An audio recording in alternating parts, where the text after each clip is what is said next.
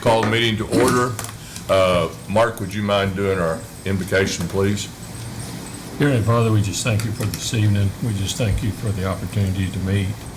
Father, we just pray for your guidance and your wisdom this evening as we discuss the issues of the city. And Father, we just pray that you would give us enlightenment on what we need to do to make this community a better community.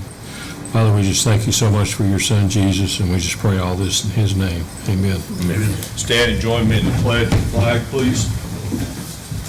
I pledge allegiance to the flag of the United States of America and to the republic for which it stands, one nation, under God, indivisible, with liberty and justice for all. Roll call, please. Hall. Here. Brennan. Here. Barker. Here. Rowe.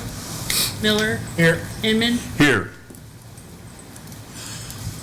Okay, citizen comments. Anyone having an item of business present to Lindsay City Council or requested to sign in prior to the meeting? I don't think anybody signed in, so I think you guys are on the, I think you're on the agenda. Is that right? She's on the agenda. Are you Tracy? Yes. Okay, yes, she's on the agenda. Okay. Let's go to consent agenda number 6. Discussing consideration and possible action on consent agenda. The following items are considered routine by the Lindsay City Council being acted with one motion. Discussion desired on any one item. That item will be removed from the consent agenda and considered separately. I'll make a motion to approve the consent agenda as presented. Second. Motion's been made and second. Roll call, please. Inman. Yes. Miller. Yes. Barker. Yes. Brennan. Yes. Hall. Yes. Okay, let's move down to number 8, American Legion Auxiliary. Discuss consideration possible action on American Legion Auxiliary using the park for a movie night. Hi again. I have called several different towns around, spoke to lots of the different auxiliary units and stuff. None of them have had to get a license to show a movie or a permit or anything, as long as you're not charging for anyone to come in and see the movie. It's perfectly fine. They haven't done it. Because this meeting is so close to the 18th that we wanted to do it, there's just not enough time for us to get everything prepared and ready. So if y'all are in agreement to it, we'd like to postpone it till November, where we could show some type of Thanksgiving movie. Anything we show is going to be extremely family friendly. We're going to make sure there's, cartoons or whatever, but it will be a family event. There'll be nothing bad, I promise. But like I say, nobody has done any permits or anything. It's all been, as long as you weren't charging. If you do anything, and it's all about donations, period. And that would be any refreshments would be done by donations. But the movie itself, no one pays to see. Okay, we'd just be given permission to have the movie. At the park. At the park, so just permission to use the park, basically what we're doing. So entertain a motion. Make a motion that we approve them showing that at the park. Motion's been made and seconded. Roll call, please. Hall. Yes. Drennan. Yes. Barker. Yes. Miller. Yes. Inman. Yes. Okay, number 9, Tracy Jackson, discussion, consideration, possible action on Tracy Jackson's dispute with a neighbor on fence.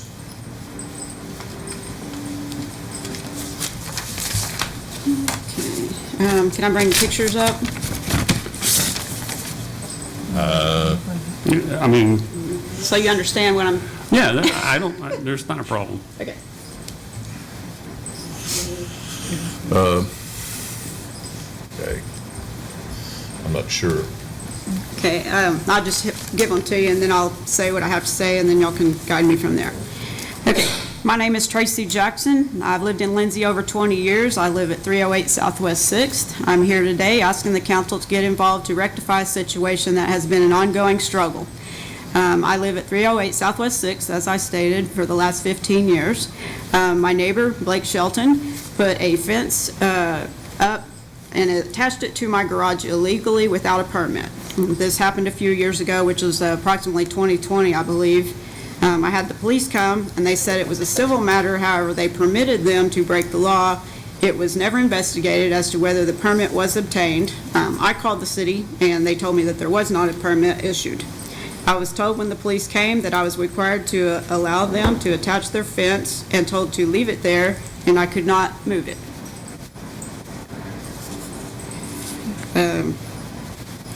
Thereby breaking the ordinances. They have all allowed their dog to dig. They have allowed their dog to dig up against my garage and are allowing trees to overtake my garage and grow into the eaves. I have no ability to upkeep and paint my garage because they have fenced it in as their property. Their fence is attached to my garage, and I can't get to the side of it. There's an easement, and my garage eave hangs over 2 feet off the structure. They are using my garage as their fence. I am wanting the city to enforce their codes, which requires the owner to not have nuisances in their properties. I contacted the code enforcer, and she said that she was researching what to do. She noted that it is a fire hazard when she came and said that she would research what she needed to do.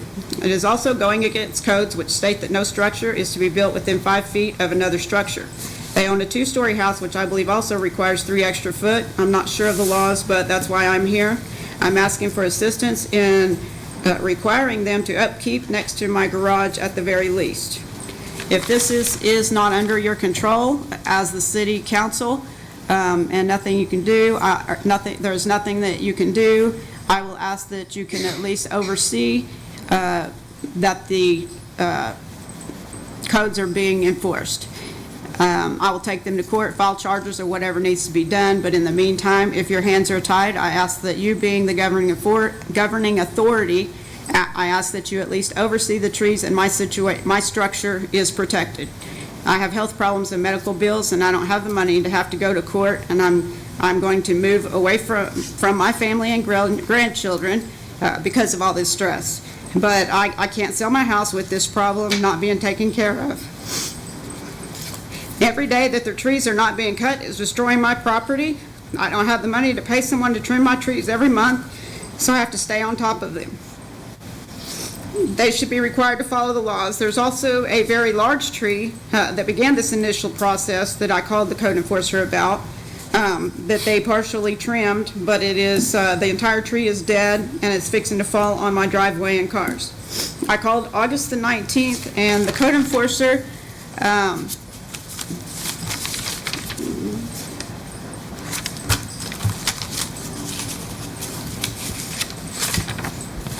came on August the 26th.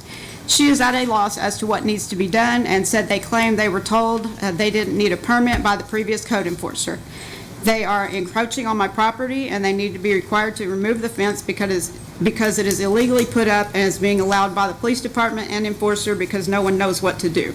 I keep being told it is a civil matter, but yet I was told I couldn't move it to get it over there. But I couldn't move it to get over there to the side of my garage. That is permitting them to violate codes. Their fence is attached to my garage, and I can't get to my garage. It has been 60 days since I called code enforcement, and it's still not done. I had the police come to my house again on Saturday and was told he would have the code enforcer boss, whoever the boss is, of the code enforcer to come see the situation, and have not heard anything. I got a permit myself previous to all of this and them moving into the property, and if I decide to put my fence back up, this will also cause problems. I got my own permit back in 2011 to put a fence up, which was not attached to my garage, but I had to take it down because they were allowing their dog right up against my garage, tearing holes and everything into the side of my garage. They put their fence up 2 feet from mine, so I took mine down so that people couldn't hide behind it, because then they would be right up against each other.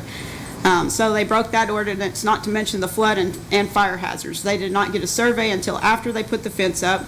They wouldn't show me a survey, and regardless, the garage has been there for way over 15 years. There's also an electric line that is less than 10 feet from the ground going across the back of my property, keeping my trees from being properly trimmed, and they are not trimming theirs on their side, causing the trees to die with the heavy weight. I ask that you please address and manage these issues so I can sell my house. They haven't filed a survey, therefore I don't know the property line, but the garage has been there for well over 30 years, and I shouldn't have to pay for another one when they got it, but didn't file it, and my garage was there regardless. So I'm just asking that y'all please help me in this matter. I can't even sell my house at this point to get away from the situation.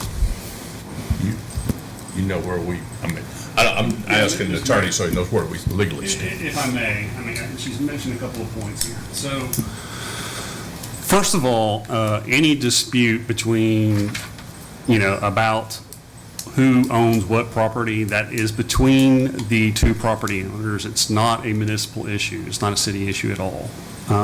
With respect to not getting a permit in order to put up a fence, the only thing that the city can do is require the person to pay whatever permit fees are required. There isn't any inspection that goes on with whether or not it's being installed correctly. And in fact, that responsibility is on the person who is installing the fence. They have to make sure that it's going to be installed on their property. It has to be installed according to whatever build lines or whatever responsibilities are imposed on the property owners by virtue of what property they own. And then finally, the survey issue, that survey, if they paid for a survey, they paid for that service. You're not entitled to it. If you want to have a survey, and plus the survey was probably of their property, not yours. So if you want to have a survey, you'll have to pay for a surveyor. And the same thing with trees. Trees that grow on people's property. If they grow over your fence line, you as a property owner have the obligation, and you can trim those tree encroachments when they come over on your property. But you can't ask the city to do that for you because it's your property. You're the one that has to maintain it. The city can't get involved because we are responsible for the public's and the public's money. When you're asking the city to come in and, hey, order them to do this, or you come in here and do that, you're asking the city to spend money on a private issue. And that violates our Constitution, and we just can't do that. But there is a mechanism in our state for doing that, and you've mentioned it, is you need to file some sort of a civil action in the district court to say, hey, they're encroaching on my property, they're violating my easements, whatever, my property lines, it needs to be removed. And the court can get involved, and they can force the party to move his fence or whatever the case may be.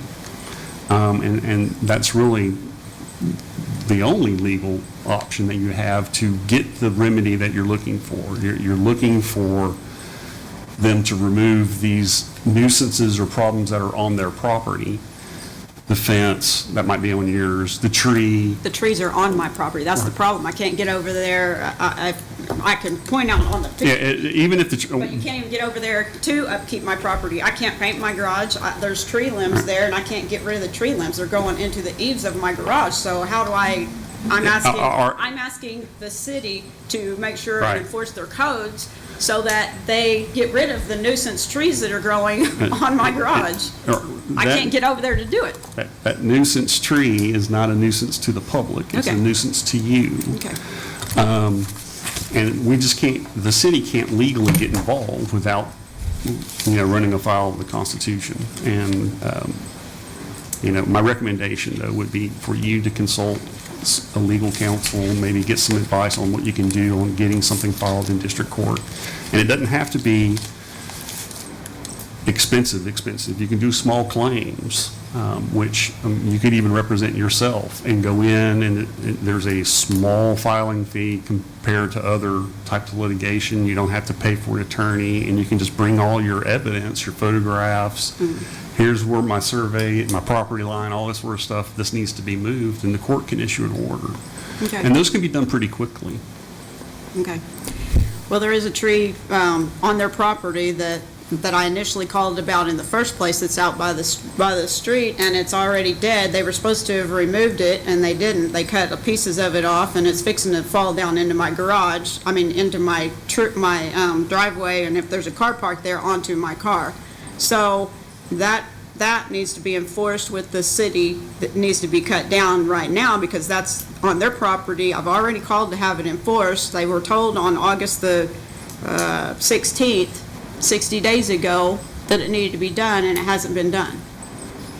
So they weren't issued anything, given 10 days to get it taken care of, and nothing's been? I don't know anything about that. So if the city has issued some sort of a directive to them The of a code enforcer has nuisance. told them that they needed to remove, yes. Right, and so, they can take that up with the municipal court, and see if there's a fine that can be imposed, or that's about it. Because if they fail to remove it, there can be a fine imposed on them for failing to do that. Right. But that's not getting rid of the nuisance. And so. It's getting rid of the tree that's fixing to fall in my driveway or on my car. I'm letting everybody know right now, yeah, but so if it that's happens and y'all aren't gonna take care of it, then I guess somebody's gonna be responsible for paying for it because it's not That being would be your neighbor. enforced. Okay. Because Well- they're the one that's creating that risk. Okay, that's Blake Shelton, and he's being told right now that other processes are fixing to be taken care of, and I appreciate y'all's time. If anybody has anything that would like to help me. Pictures. Oh, I would definitely consider getting talking to the Garvin County courthouse about getting a small claims affidavit, and at least, pursuing that to where you can, it would be just like you and the defendant bringing their information to the judge and have the judge make that enforceable decision, Okay. because the judge can definitely do that. okay. Well, I'm sure I'm speaking about everybody in this whole city, that this town looks horrible and it needs to be taken care of. People need to take care of their yards, so I spent $3,000 less than a year ago on my trees. And I'm a single mother trying to put my son into college, and I'm doing it, so everybody else should be enforced to do it too. So I'm speaking on that behalf of all of Lindsay, that they need to be enforced. These rules need to be enforced for the comfort of everybody living here. So, thank you. Thank you. Okay, number 10, travel mobile park, discussion consideration possible action on the travel mobile park determination. We had talked before, they were wanting to bring those tiny homes, is what they called them, but they're actually registered as, RV or something. yeah. So, once we got to looking, I found that park was put in 1966. I found the minutes, you'll see them in your deal, where it was determined, and at the time, it was what it was determined as, and I also put in there the definition to what it said met at the time, and both things met at the time. So everybody I talked to, when we were going back, they're like, they've always been there, they've always been there, they've always been there. Well, they really have, they've always been there. So while vans qualified for those, if they do want to put them in the other two parks, they will have to go through another process, because it does not have that same meaning. But this one came in, it was annexed in, it was qualified at the time, and so I feel like that we're fine on that particular one, as we've discussed. But I just wanted you to see that in there. So that one won't come back up, now the other two still may, so. What are we calling the other two, the one up north? They have vans, they have,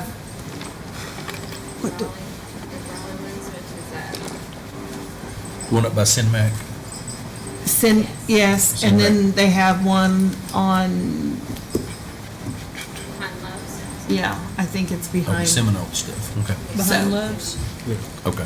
But the other two smaller ones will not fit this, but Okay. So there's no action we need to take on that, right? No, not on this particular issue. And if I may, Mr. Mayor, the other two properties, I believe they're zoned as mobile home parks.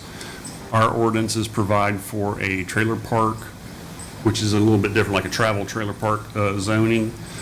It's identical to a mobile home park as far as its requirements, except the commission can decide lot sizes and the size of the homes that are there. And so all the party would need to do if they want to use those other parks for that is just to seek leave to change the zoning for those two parks. And what's there could stay there, and then they can improve by adding these tiny homes. Okay. All right, any we're finished then with 10, right? Go to 11, insurance renewal, discuss consideration possible action on employee insurance renewal. So while he's getting up there, I will tell you, we are not going out for bids this year, but there are a couple of options that we need to look at. So he can kind of tell you the differences, and there may be some things that we may want to consider and do a little bit of changing, so. Okay, do you have these in your packet? You should. Yeah. If you look at the sheets we have, you have one that says base plan, and this will go into effect December 1st of this year, the renewal. So if we start with the base plan, that is the plan that the city contributes 100% of the employee-only premium, okay? So starting there, if you look at the first column, you look at the current plan rates that are currently in force. Then you'll look at the next column, the renewal rates. So if you look at the renewal rates, we were fortunate, I think the original renewal was about 8%. We did get them to cut it down to 4.7 on this plan. So the renewal rates are going up 4.7% on the same plan. What we looked at, and Sally and I discussed, there's a new option that we think really fits this. And on top of that, not only would it be cheaper than the renewal rate, it would be 6.2% cheaper than the plan currently is, okay? So it'd give us a really good rate reduction, okay? So basically what I'm gonna do is just go over the differences in these two plans. The plans are so similar, okay? If you look up here, the current coverage that the employees have on the base plan would be a $1,500 individual deductible, a $4,500 family deductible. Then if you look at the new plan we're proposing, it is a $2,000 deductible compared to a $6,000 family deductible. So obviously that's more. But if we go down to the next line, the out-of-pocket maximum, the out-of-pocket maximum is $5,000 on the current coverage for an individual, $10,000 for a family. The new option we're proposing would be a $4,000 out-of-pocket maximum with a $12,000 family max. So when we look at these plans, we look at your co-pays to go to the doctor. The co-pays are identical. We're looking at 30 for doctor's office visits, 50 for specialists, 50 for urgent care visits. On generic prescriptions, we're looking, the drug plans are completely identical as well.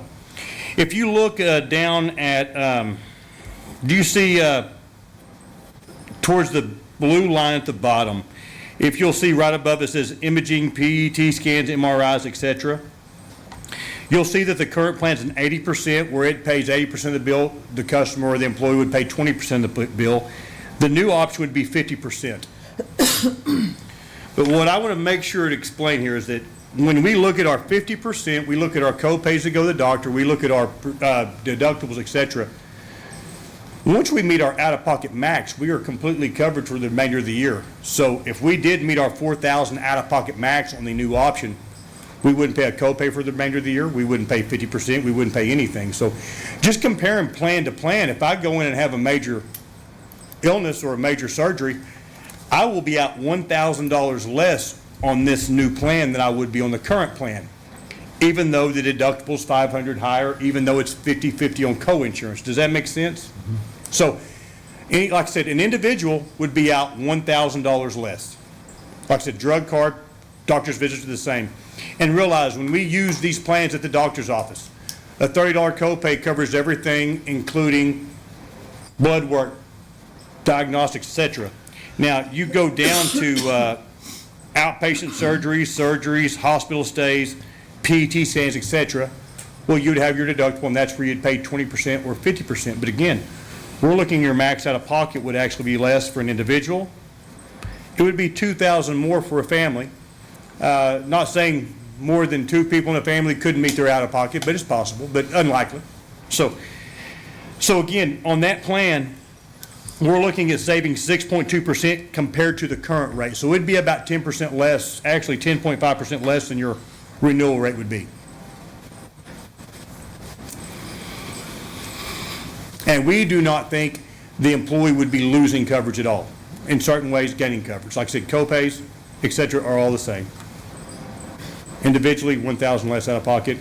A family could be out a little more out of pocket if up to 3 people met their deductible. I don't know, and I need to ask Ray this question. In the past, when we have made changes like this, we have offered some incentives, like if they do meet their $2,000, the city would reimburse $500 back, the difference in the copays, because the difference in paying the other one is $689.52 a year more. So actually, even if we had to reimburse somebody back, like if just on their plan, not on their kids or their family one, even if you reimbursed $500 back, if they do have to use their copay all the way up to their deductible, you're still going to save money, not going with the renewal plan in the middle and going with the cheaper option. Is there anything that you see that is wrong with allowing that option to, I mean, you may have 2 or 3 people that meet it, but a lot of times you don't have all of them. I mean, but it's still going to be cheaper than, $689.52 is the additional money for the renewal part. So it'd still keep them at the $1,500 deductible if they had to use it.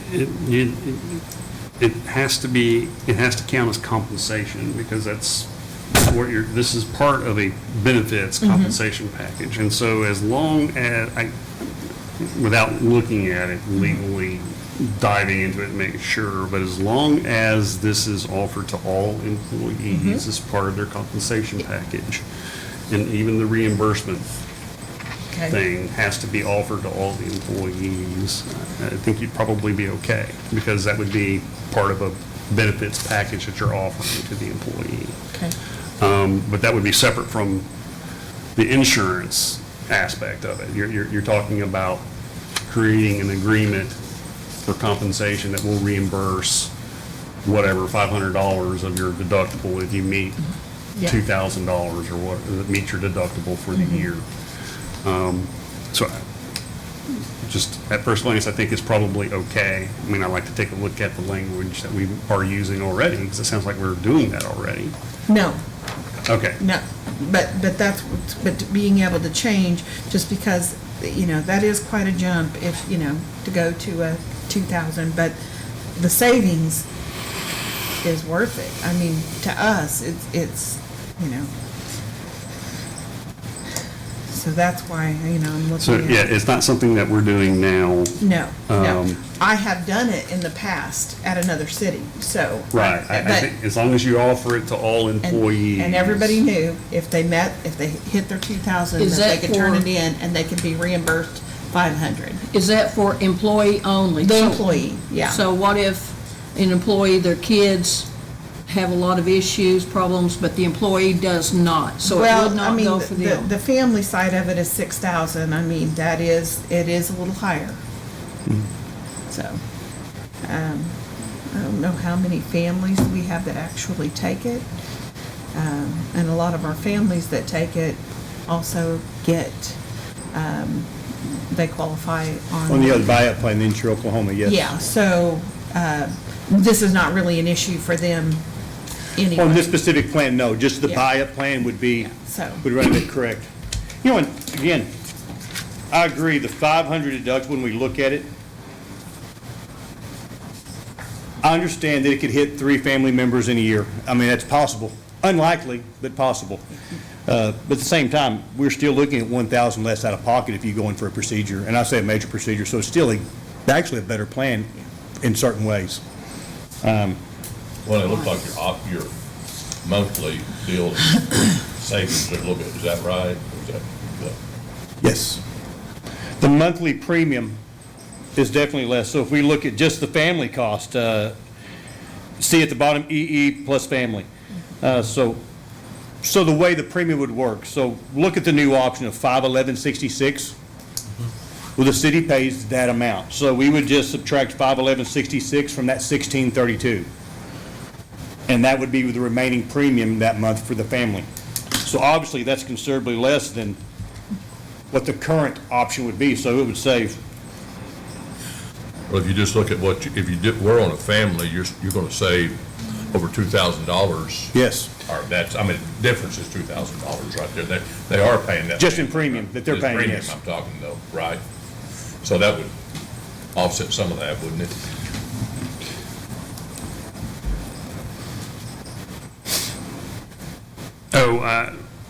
Were you asking I'm me? just asking anybody. I think it would. Maybe a little, maybe it would. From an analysis standpoint, the rates are lower for this far right column for the blue preferred, but the deductible is more, and the most of the, I guess, the co-pays or whatever that might be listed here are pretty consistent. They're identical, matter of fact. Right. Well, the inpatient hospital is lower than it is for the other Actually, two. it is lower. Lower. Lower on that, yes. Yeah, Right, on right. The yeah. doctor's office The prescriptions. imaging's the one that's. The imaging is the only one that's But different. Yeah. but what I'm getting at is if you take the blue preferred up there, top deductible for family, 6,000, you're gonna recoup that, and more so if you're paying for family, or roughly, right, get close to it. Possibly.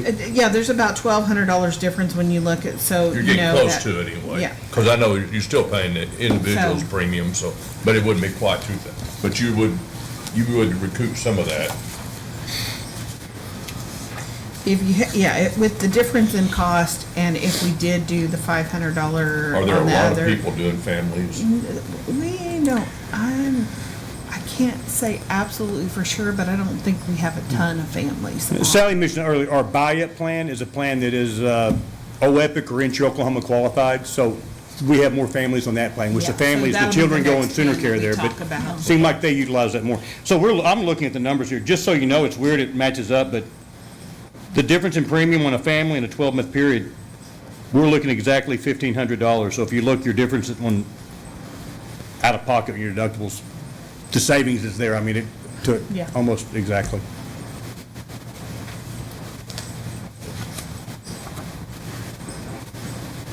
Looks good to me, but I don't know. No.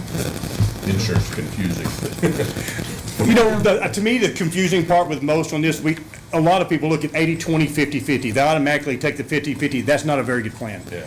But when you look at it and say, look, our out-of-pocket, once we meet our max, our 50-50 is over 80-20, it doesn't matter. That's the main thing for me to look at is our out-of-pocket is actually lower for an individual, a little higher for a family. So the 50-50 is not really, because it doesn't apply on doctor's office visits, or prescriptions. So most everyday things that we're using it for, we're not going to see the 50-50 anyway. Does that make sense? So, okay. Do you want to discuss that one more, or go ahead and go to the buy-up plan? Any other Any questions at all? on that one? Okay. On the buy-up plan, obviously, first column is the current rate. This is the OEPIC plan. This is a more expensive plan, but only certain plans qualify for OEPIC or Inch Oklahoma, okay? So what we've done, the current rate, if you look at the renewal, it's a 3.2% difference, and it's very similar to, it is a $2,000 deductible with a $3,000 max deductible per family, $3,000 out of pocket with a $9,000 max per family, and our co-pays are $20 across the board for doctors with specialists, urgent care, et cetera. The third column is OEPIC qualified as well. This plan, if you look at the bottom, is 3.4% more than the renewal, than the current rate. So it's only 0.2% more than the renewal rate. So we're looking ops on this one. This one, we'd be looking at a $1,500 deductible compared to a $2,000 current deductible. Same max out of pocket on family. And then if we look at the out of pocket max for individual or family, it's identical. Co-pays are identical, et cetera. So the plans are literally almost identical, except for the new plan that's literally 3.4% more than your current premium. We'd be looking at $500 less on deductible. $1.26 a month, or $15.12. And to me, it's worth the difference because a lot of our families do qualify for the option that we get the money back from the, what's it called?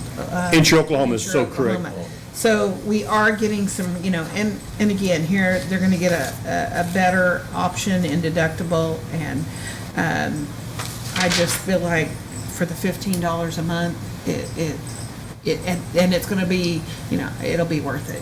So, both of these, the options, I think, are feasible to look at. We'll save a little on one side, and this one will cost us just a little bit more, but this one does more of our families.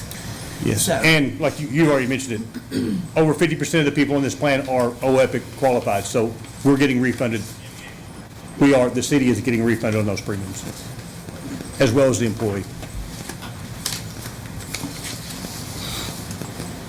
Your dental and vision, no changes on that. So everything stays stable on that. So these were the only changes. We shopped it with a few different companies, but we decided that these were still the best to stay with Blue Cross.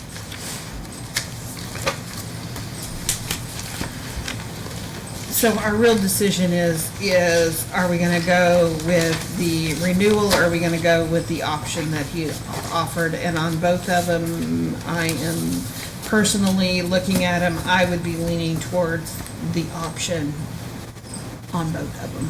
And now, the city, we're really spending minutely more if we go with the new option. On the second one, you would be spending more. On the first one, you'd actually be spending, okay, first off, we're gonna spend more on both of them because Yeah, all of because them have gone, gone no, up. on the first one, it would actually go down if we went to the new plan. It would. The second one is going up. I mean, we are going to spend more money. That's just The how first it plan, is. you're gonna save approximately $32 per employee Yeah. compared to what your current rate is. So you'll actually have a savings from day one. If we offer them the $500 back, though, if we go with the option and don't do anything, we're gonna save money. If we would decide, and I think we could even do that as a secondary option later on, I mean, I still think we probably ought to go with this plan. If he can find out then, and we can offer the 500. Yes, it is gonna cost us, I'd say, I need to figure it, but I would say very close to the same. Because some of that savings would be back in that 500 we give back, if they met the deductible. Not everybody's going to. I mean, that's just gonna be, if they do. And Sally, one thing to mention, if we look at the employees that do not qualify for Insure Oklahoma, let's say you're just an employee and you decide to buy up and choose the more expensive plan. The city does not cover 100% of that premium. They only cover 100% of the employee-only premium on the base plan. So if an employee that is not getting Insure Oklahoma, they're going to pay the difference out of pocket on that buy-up plan. Does that make sense? So I'm just going on roughly. Am I close to 50 employees? How many do we have? I mean, give or take. Probably. So we're looking at about $32 per employee. So if we roughly look at 50 employees, times 12, that's right at a $19,000 savings per year just on the employee-only premium, if we change to the new option. Anybody have any other questions? Or if not, we need a motion to, The new options on both make the most sense unless you're a high-risk for illness employee. That's what I was thinking, the Yeah. 50/50 thing is only gonna happen if a family has a wreck or something, and everybody Okay. goes to the hospital. But a CT, I mean. Good question. That's a good point. There's a common accident clause here. So let's say it's weird, but certain things, if we have 3 separate illnesses, we're in trouble that year. If we have a common accident, there's a common accident clause that we'd be out one deductible, one co-insurance, for example. Okay. Does that make sense? And that's possible. Right. That's the more Yeah. likely for that to happen.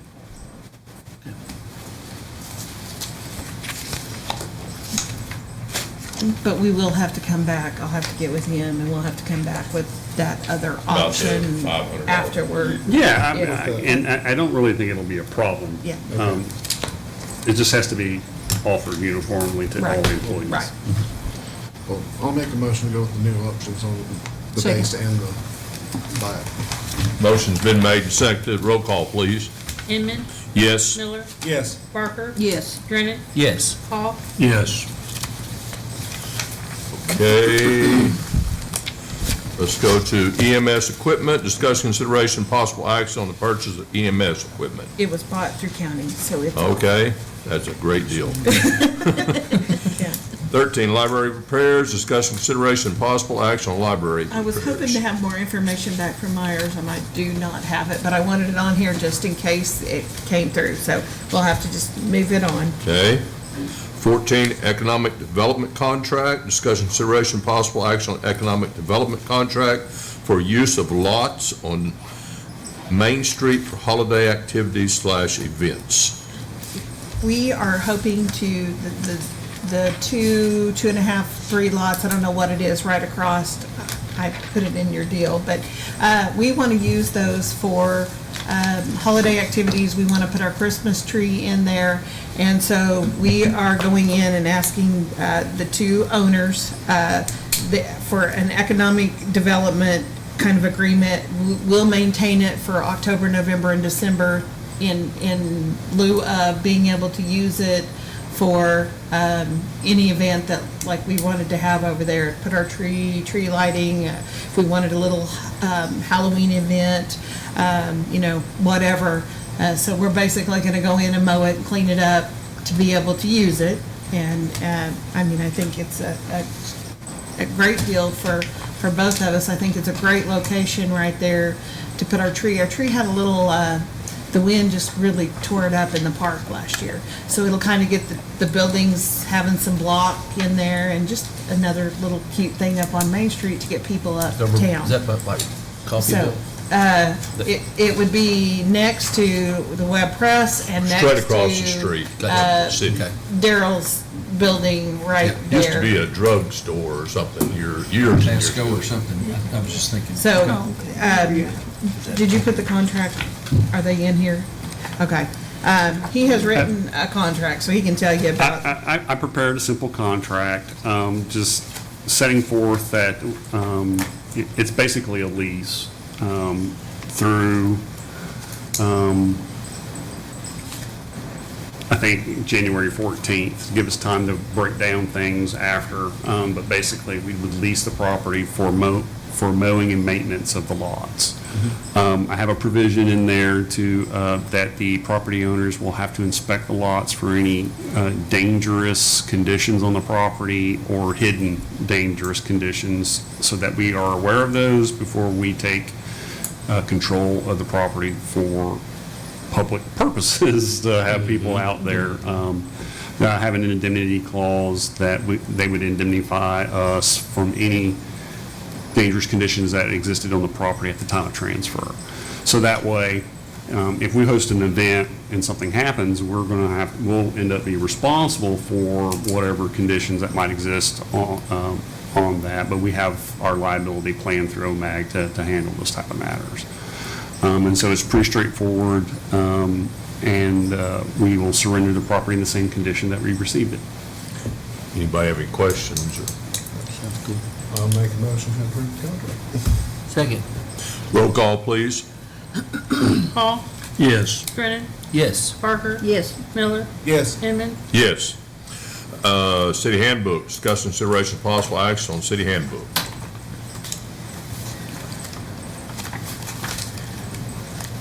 Ray has been working on this, and we have gotten, as we were going through it, there's a couple of things that I want to go back and work on, but I wanted to get this out to you guys so you could have an opportunity to go through it. I'm going to tell you some of the highlight things, and Ray may be able to tell you a few other things. We have looked at holiday time, adding a couple of the holidays that other places are getting. We know that right now, financially, we're not in a place to give any kind of real substantial raises, but giving a day or two extra on a holiday, or we've looked at raising some sick leave or vacation time inside of this. So that's something that you'll want to look at and look over. We'd like to be able to, somebody has a ton of leave, maybe have an option to sell some of their leave, do a buyback plan. That could be something that we will put in. I don't know what other significant, any other significant? Well, our previous handbook was kind of dated, and so brought this up to speed with the FMLA, FSLA, the Oklahoma Medical Marijuana Act, all sorts of things. So all of those things are included in here. Those are the things that kind of just really jump out at me from a legal standpoint. But it sounds like there might be a few more tweaks that administration would like to make before we present a final handbook, but I don't think there would be many No, there's just substantive changes. Couple little things that we want to get in here. And if you have changes or don't agree with anything that we have looked at or want to make, because I would say on the next meeting, we'll be able to approve this and be ready to roll. If I I think tried the to only read it, other- I dozed off. Do what? The per diem. Is per diem in here? Yeah, remember it's up to. Oh, so, one of the things that we wanted is, right now, like, you have to, if you go on training, you have to keep track of all of your receipts, and most places have gone to just a per diem. And in here, it says the city manager can do a per diem. If you want that to say council, that's fine. I would bring it to you to approve anyway. And it says that it'll be approved like yearly or whatever. Most of them do. I'm just throwing this out, like $12 breakfast, 15 lunch, and 18 supper or whatever. And it's just set up that way, and then there's no receipts, there's no anything. If this is where you're going and you're gone this time, you get this amount of money. And especially for somebody that has health conditions or whatever, and they want to run to Walmart and buy meat and cheese because they're on some special diet or whatever, it makes it more difficult because most places won't take a Walmart receipt back as a food receipt. Now you just get your per diem. You can spend it on the grocery store, at Walmart, not at all, that's your business. This is what you're getting for food for the day. And so most people like that, or they want to spend, a little more at supper and way less at breakfast, whatever, that's their choice. So that is something we'll be coming back to you with a per diem rate to approve if that is done in here. But that's something you can think about if you want to leave it with the city manager or if you want it as a council decision. I'm fine with whatever. So, would it be like per day, X number of dollars, or per meal? It's a per meal and a per day rate. So if you're gone all day, then this is the rate per day. But it can be at 10 divided. o'clock, you're Because just. sometimes motels provide them breakfast, and if they do, that rate goes away, that part goes away. Right, okay. I just want it, because I don't want somebody to come back and be scrutinized for, you didn't leave till 10 o'clock and you got your breakfast deal. Yeah, That's no. not really- You have to be there the times of the meals. Yeah, so. and those are just things that could get you in trouble. Voice of experience speaking. But this is for us to, not personally, but scrutinizing people. This is just for us to review, and we just want. Yeah, if there's any changes or issues, just, we can discuss those at the next. Yeah, we're not going to approve this tonight, right? No, we'll probably approve it at the next meeting. Okay. So. Okay, anybody have any questions right now, or we'll move on, ever onward? Okay, next one, we need to table that or just no action, is that fine? Yeah, no, tabling it is fine. Okay. Do we need a motion to table it? or just- I think it's gonna, yeah, that's okay. fine. Second. Roll call, please. Inman, Yes. Miller, Yes. Barker, Yes. Brennan, Yes. Hall. Yes. Move from the handbook to stray cat problem, our program. Discuss consideration and possible action on looking into a program to address the stray cats. So, it's not something that I really thought I'd have on an agenda, but it seems to be an ongoing problem. So quickly, so people know, we are looking into it. There's several grant places out there There's a couple that we're gonna look at writing. It'll be over the next few months though, because of whenever they come due. But they're basically, you catch the cat, you fix the cat, you release the cat back to the same location. I get that it doesn't take the cats out, but it does slow down the population. So right now, that's kind of the thing that I am looking for, is those particular grants that pay that, because, I mean, keeping cats is difficult. We're trying to get out of the keeping cat business because they don't go out well either, and they're quite an expense, but yes, we would like to slow down the population. So I've got 2 grants right now that I'm looking at. When they come due, we'll try to put in. We have one vet that we've talked to that is willing to do it at a reduced rate if we can get the money. When we get the cat, that she would be willing to help us. So I have not talked to the other one, so I don't want to say that the other one wouldn't work with us, because they certainly might too. But I just wanted it out there so people know we are looking at trying to address some of the stray cat issues. But that's kind of where we're at this point. I think that's good. I'd like to encourage people to keep their dogs up too, and you know, they're. Agreed. No, especially those dogs that might be dangerous, because that creates real problems for, you know. Well, I mean, there's rules about it. I mean, if you have a dog outside, he's supposed to be inside a fence. I mean, there's something about the leash. They have to be kept. The extent of their leash has to be 5 feet or further from the sidewalk, I think. You know, I mean, if you have an animal, you're supposed to keep. Well, it can't be at large. And they're sure not supposed to be running wild. Right. And some people just let their dogs, and that's creates lots of problems. Are we picking up cats at the same rate we're picking up stray dogs? No. No, because generally you don't get the cat call that, like, the cat's chasing somebody down the road. It's just different. Those calls are just different. Can you imagine trying to catch a cat? Well, I don't have to. My husky does a great job. Okay, we'll move. That's just information basically for us, right? That you don't have a program yet to. No, I just, so the public knows, we are looking to see what we can do and apply for, and, yeah. Asset policy, discussion, consideration, possible action on change in asset policy.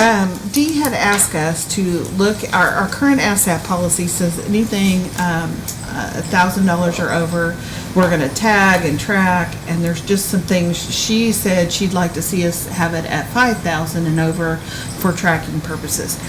When I went online, because I thought, well, I'll go to Crawford's policy, they have not changed their policy. So I had put this on here and we talked about it, and then when I went to look, they haven't changed theirs.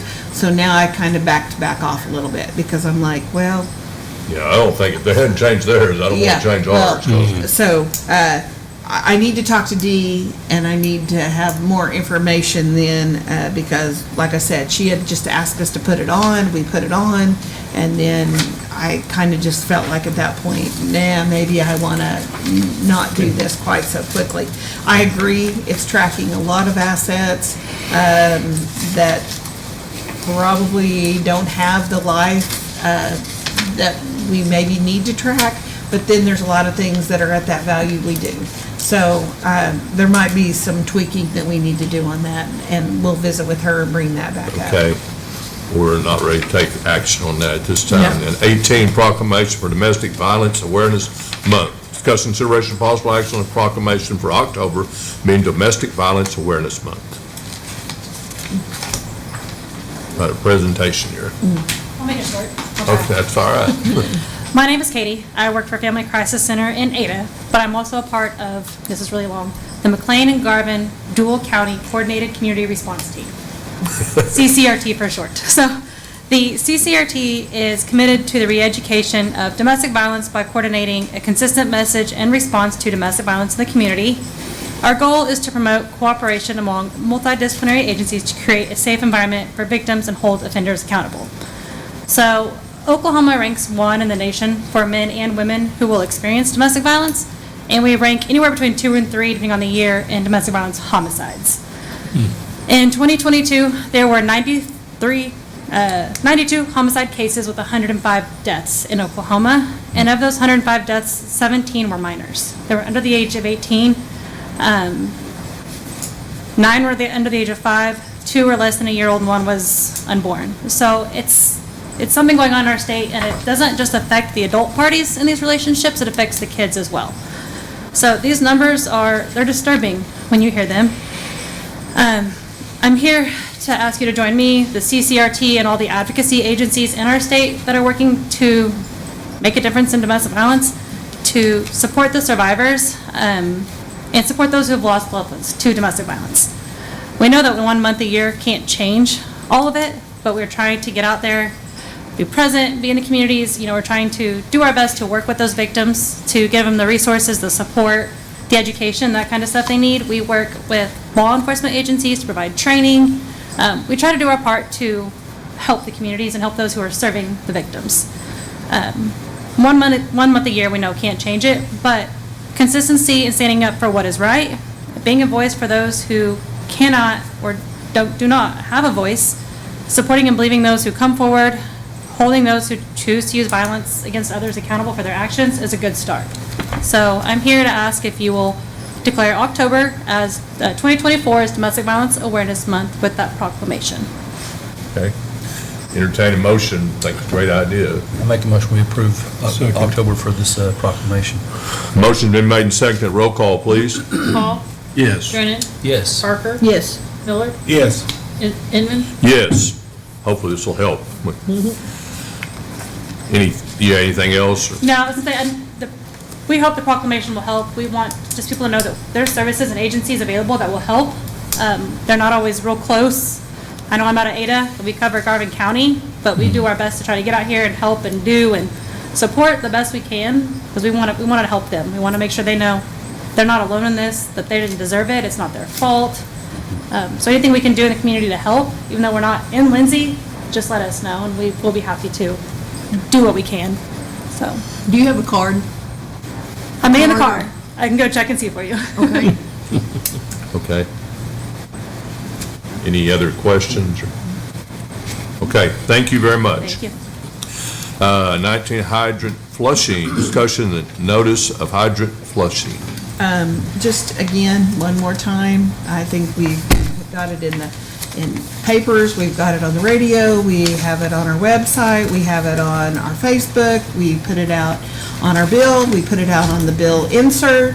I don't know where else we could have, I guess we could have hired a plane and written it in the sky, but we have put it out everywhere that we can about put this message out there. So, and even this morning, we put where we were starting, the time we were starting.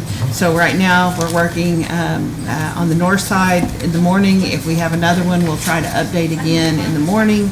And we'll just work our way through. So it wasn't bad last time, went pretty fast. Once we got through with testing, when they went back to do the flushing, it went super fast because the testing had basically moved out everything that we needed to move. So I look for that kind of be the same thing this year. And there's a benefit. What is the benefit to doing this? If you continue to do this and keep your lines flushed, you're just going to have less problems altogether. I mean, this is just something that's going to keep everything cleaner.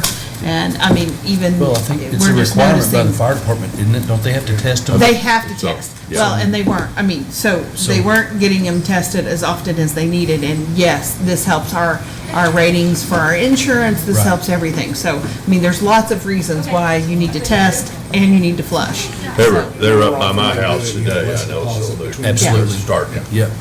Absolutely. Okay, any other questions about?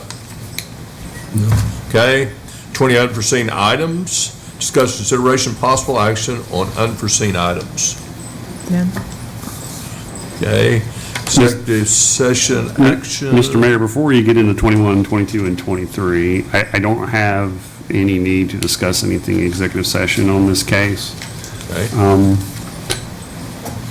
But I will state, for information purposes, that there is a hearing scheduled for October 21st in this matter, and I'll have an update for the council after that. Okay. So no action on 21, 22, or 23. 24, governing board comments. Guys, any questions?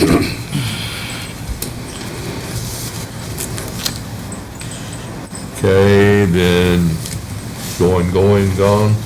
Okay, governing, our city manager report and update of projects. The only thing that just again remind you that we are working on our October 26th Make a Difference Day. We have quite a few projects. Anybody else that wants to sign up to help volunteer, get a hold of Kim at the office. And so, I guess she'll coordinate, because we got some people I know I signed up at church, yeah, so I guess. she will. She is working on right now this week that she should have all the projects put together and be getting them assigned out to people so we kind of know where we're going. I hope we'll have a group that'll be available too, that there may be some doors we could knock on and knock some yards out that are maybe not on the list. So, just kind of wait and see how that day comes about, so. Is she gonna have another meeting? Try to get I don't know if she'll schedule another meeting or not, but she will get everything put together and at least go to the different places that we know we have Last volunteers. Saturday of Yeah, October. October the 26th. Okay. So, Okay, anything else? Motion to adjourn to LPWA? Second. Roll call, please. Inman, Yes? Miller, Yes. Barker, Yes. Brennan, Yes. Hall. Yes. Okay, call the LPWA meeting to order. Roll call, please. Hall, Here. Brennan, Here. Barker, Here. Miller, Here. Inman, Here. Consent agenda, discussion, consideration, possible action on consent agenda. The following items are considered routine by the Lindsay Public Works Authority and will be enacted with one motion. Discussion desired on any item, that item will be removed from the consent agenda, considered separately. Motion to approve is presented? Second. Motion's been made and seconded. Roll call, please. Inman, Yes. Miller, Yes. Barker, Yes. Brennan, Yes. Hall. Yes. Utility issues, number 5, discuss consideration possible action on utility bill issues, billing changes, meters, metered boxes, and customer issues. okay, so quickly on this. We have some poles. These are located in the areas between 10th and 11th, Chickasaw and Choctaw, and then the Cherokee Place, that are going to have to be changed out. The problem is, we have built fences across all the alleys, and we have buildings in the easements. So, I'm gonna have to get with Ray. We're probably gonna have to put some ladders out, because we're going to have to get in there. These poles are, the work's gotta be done. So, I'm kind of preparing people maybe in that area, that, that's the problem with building across an easement. You can build across it, but, if you gotta get through, you gotta get through. So, I'm gonna get the area, I'm gonna get the maps, I'm gonna get them to Ray, because, there's a couple of places I'm not sure how we're going to get in there. So I'm just preparing you guys, because there may be some things that we have to do, If I may, some of the things that we might do is remove fences to get access to the easements, and we have no obligation to put them back up. If there are buildings in the way that are encroaching on an easement, they can be moved, damaged, and it's the responsibility of the owner, because they're encroaching on an easement. And so I think probably from a PR standard, it would be good to advise, all the residents, if you are encroaching on an easement, you need to move your fence. If you've got like a shed that's on rails, move it so that there's less risk to damage of your property for being in the way of something that needs to be clear, so that we can make sure that the poles are replaced. So for those residents, it'd probably be a good idea to, if we could, tag the poles as early as possible. Well, that's That'd what- give them plenty of time to move their, they are really looking bad. They're, one of the, we want to try to get in there and get them replaced before, like, one day, we just have to plow our way in Yeah. because nobody's going to have electricity. So in this area, there's probably 5 poles that we need to get changed, so we'll, like I said, I'll try to get Yeah. him. This is kind of a starting to prepare. We want to talk about this and the other places that if, this is why we don't build in easements. This is why we don't put fences across easements, and I try to discourage that completely, so, but now Yeah, we have to and deal with it. all that's 100% true, I understand it, but if we can work as much as possible with, there's tearing down a fence or tearing down a fence, you can move the fence with the owner out there to kind of say, if he says, could you do this, and we can do that, we need to try to work with him. And some as of much them may as want to put possible. gates in or whatever right Sure. there at the time, if we Yeah. can talk to them early enough. But you're right, I know we do have the right, and we have to go in there to fix them, so we, Well, and at the same time, I'm questioning, would this be a good time to look at it and prepare a burial system? Right. Well, If that is something something had- that else That that was, James I was gonna say, that's what Sam asked. mentioned a couple years Do ago. we want to go in and put this underground, but then your customers also have to be willing to pay, to do them, to Do do their whatever portion. they have to do Do. to get there. Now, a lot of them may be willing. I mean, I would 10 times rather have mine underground with the weather that we have and the different things. So, yes, if we can do this early enough and we can get some of this out and ask some questions, maybe that may be I an know option. one of the areas, like, over by 10th and 11th, I mean, the fences are, Yeah. they're right there. The neighbors they can talk to each other over the top of their fence. There is no And, path to and there's poles. a 20 to 30-foot easement, depending on where you're at in there, that, They may opt to have a burial done before they tear out their nice fence. Yeah, and Yeah. shops and stuff, yeah. so, again, Well, that's why that's we're what- trying to get that's this what- out early. I just think we look at every option. Absolutely. Kind of like, if Bart and I, if we can come to agreement as neighbors, it's a lot better than a third party coming in and dealing with it. Yes. But we might not be able to, and I understand, if we let them know and something can't be worked out, and we can't they say we're not doing anything, well, I mean, we got to fix the if electricity. If it gets to winter and the pole breaks, and then we have to be there, and then it gets fixed. Yeah, Yeah. yeah. And we'd like to do it, where we can prepare and do it, Absolutely. not, Yeah, we're warning And we everybody have to right do now it. and trying to work out a so. good option, so, okay. 6 water plant project, No updates on it. okay? Governing board comments. Guys have any questions, concerns? I say sick them with the cats, man, I'm down with that. That's all I got. I can tell you where some of them are at about 7 o'clock in the morning, so. Are you have experience catching them, or? No, they're being fed, Yeah, I'll leave it we at have that. been told there's some. Yeah, I got one of them too. okay, Mr. Mayor, was that snide comments from the city council? I'm just stating facts, that's all I'm doing. You have my approval for whatever plan you have for cats. yeah. Oh, goodness. Better move ever onward unless somebody else has a comment. I'll be Do quiet. you have anything for us? I don't. Motion to adjourn. Second. Roll call? Hall, Yes. Brennan, Yes. Barker. Yes. Miller, Here. Inman. Yes. Thanks, Don. I got to get it in there. Got to feel like you just-